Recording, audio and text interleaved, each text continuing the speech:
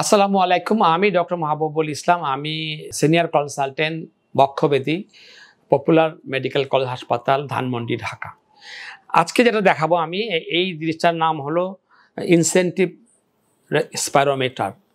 এটা হলো একটা 3 বল রেসপিরেটর বলা হয়। এটা হলো সাধারণত আমরা ফুসফুসের রোগীগুলোকে দেই যাদের শ্বাসকষ্ট আছে। সেটা অ্যাজমা হতে পারে, যেটা সিওপিডি হতে পারে। আমরা জানেন যে হাঁপানি চিকিৎসায় 2 রকম চিকিৎসা আছে। একটা হলো ফার্মাকোলজিক্যাল চিকিৎসা, নন ফার্মাকোলজিক্যাল চিকিৎসা। যেটা নন ফার্মাকোলজিক্যাল চিকিৎসা সেইখানে আমাদের ফুসফুসের ব্যায়ামটা খুব দরকার। কারণ জানেন যে হাঁপানি হলে, হাঁপানি রোগের এই সিওপিডি হোক বা অ্যাজমা হোক, যারই হোক, তার কিন্তু শ্বাসকষ্ট লাঘব হওয়ার জন্য ফুসফুসের ব্যায়ামটা খুব প্রয়োজনীয়।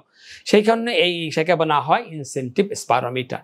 তো ইনসেন্টিভ স্পাইরোমিটারটা কীভাবে ব্যবহার করতে হবে? এটা ফুসফুসের একটা ব্যায়াম করার জন্য।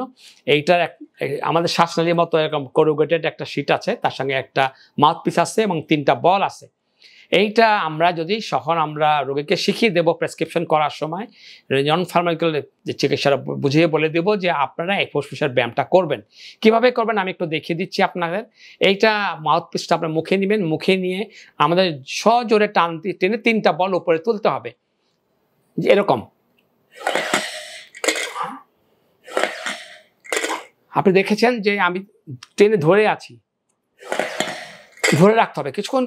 যদি আমরা ধরে রাখতে পারি তাহলে আমাদের ফুসফুসটা পুরোপুরি ফুলে যাবে, ফুসফুসের ব্যায়াম হবে।